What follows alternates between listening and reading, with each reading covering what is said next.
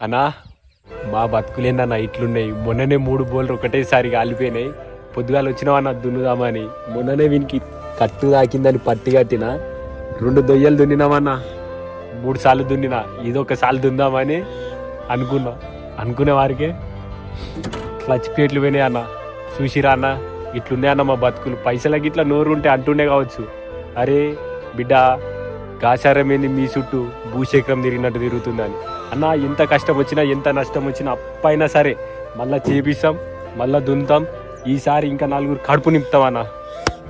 రైతు బిడ్డ అన్న, గల్లీ ఎగిరేసుకొని మరి చెప్తా, జై జవాన్ జై కిసాన్.